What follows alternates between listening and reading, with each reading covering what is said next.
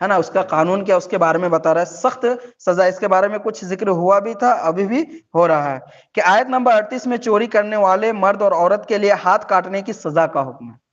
جو بھی چوری کرے گا اس کو ہاتھ کاٹ دو، خواہ وہ مرد ہو یا عورت ہو، ہاتھ کاٹ دو. یہ سزا ہے اسلام میں، یہ قانون ہے، یہ ان کے لیے کئی سزا ہے. اور اللہ کی طرف سے دوسرے لوگوں کے لیے درس عبرت بھی ہے. اس کے بعد اگر وہ توبہ کر لے اور اپنی اصلاح کے لیے آمادہ ہو جائے تو اللہ انہیں معاف فرمانے والا ہے.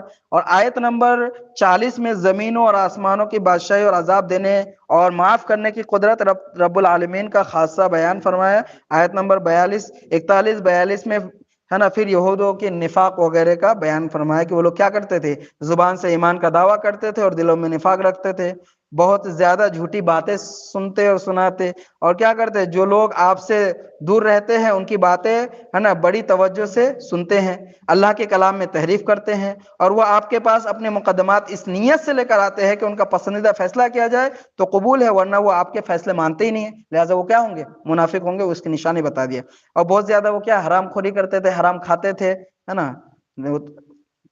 اور 7 نمبر میں کیا بیان کیا ہے کہ توریت میں زنا کی سزا رجم ہے. رجم ہے نا، زمین میں گاڑ کے اس کو پتھر مار مار کے جو زنا کرتا ہے اس کی سزا اسلام میں یہی ہے کہ اس کو ایسے ہی مار دیا جائے، پتھر مار مار کے. یہ شریعت محمدیہ میں بھی یہ سزا لاگو ہے نا. مگر ان کے علماء کیا کرتے تھے، ان کے جو علماء تھے بڑے بڑے روسا سے پیسے لے کر اس حکم کو بتاتے ہی تھے نہیں.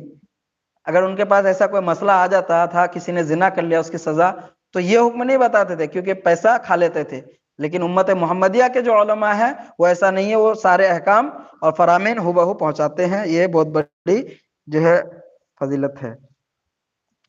اللہ تعالیٰ نے رسول اللہ صلی اللہ علیہ وسلم کو فرمایا کہ اگر وہ آپ کے پاس کوئی مقدمہ لے کر آئے تو آپ کو اختیار ہے کہ آپ فیصلہ کریں یا نہ کریں. یعنی جو منافقوں کے بارے میں بتایا جائے، کیونکہ وہ لوگ مانتے ہے نہیں، ہے نا. لیکن اگر آپ کو فیصلہ کرنا ہو تو وہی فیصلہ کرے جو انصاف پر مبنی ہو. اس کے بعد آیت نمبر ہے نا 44 45 47 میں بالترتیب فرمایا کہ جو اللہ تعالیٰ کے نازل کیے ہوئے احکام کے موافق فیصلہ نہ کرے وہ کافر ہیں، ہے نا. ظلم و فاسق وغیرہ یہ سب ساری چیزیں ہر درمی پر جو رہتے ہیں انہیں کافر اور ظالم فاسق یہ سب کے سب عذاب نار کے مستحق ہے. آیت نمبر 44 میں فرمایا کہ ہم نے توریت کو نازل کیے، فرمایا ہم اس میں ہدایت ہے اور نور ہے. اسی کے مطابق انبیاء جو ہمارے فرما بردار تھے یہودیوں کے حکم دیتے تھے، اور اللہ والے اور علماء اس لیے کہ اللہ کی کتاب کے محافظ ٹھہرائے گئے تھے. یعنی توریت کی حفاظت کی ذمہ داری کس کی تھی؟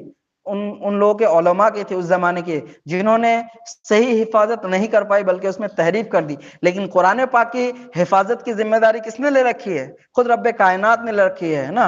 انا نحن نزلنا الذکر وانا لہ لحافظون. یہ خود اللہ تبارک تعالیٰ نے یہ آیت فرما دیا کہ اس کو ہم نے ہی نازل کیا اور اس کی حفاظت کی ذمہ داری بھی ہماری ہے. یہی وجہ ہے کہ آج جو ہے کفار و مشرکین اسے تبدیل کرنے کی ایڑی چوٹی تک کا زور لگا دیے، لیکن ایک آیت تو درکنار، ایک حرف ایک نقطہ بھی بدل نہیں پائے.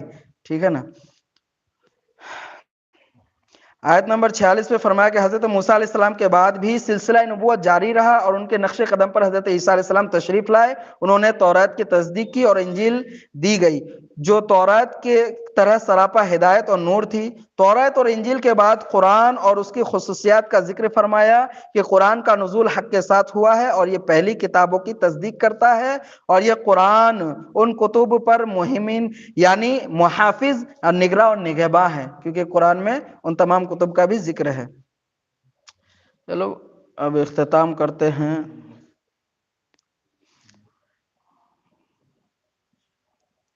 اس آیت پر آیت نمبر 73 سے لے کر 80 تک نصارہ کے عقیدے کی خرابیوں کا بیان ہے، اور جو تثلیث وغیرہ کا ذکر مانتے تھے ان سب کے ساتھ اللہ تعالیٰ نے ہے نا یہ فرما دیا کہ جو لوگ نا اعتمادی کرتے ہیں، نا فرمانی کرتے ہیں، ہے نا، حد سے تجاوز کرتے ہیں، تو ان سب پر اللہ کا عذاب ہے. اور جو نیکی کا حکم دیتے ہیں، برائی سے روکتے ہیں، ان پر اللہ کا انعام ہے نا. اسی پر اللہ تبارک تعالیٰ نے اس پارے کا اختتام کیا ہے. وآخر دعوانا الحمدللہ رب العالمین. کل سے 7ویں پارے کا درس چلے گا.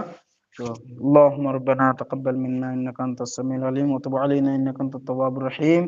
وصلی اللہ تعالی علی خیر خلق محمد وآلہ وصحبہ اجمعین برحمتک یا ارحم الراحمین بحق لا الہ الا محمد.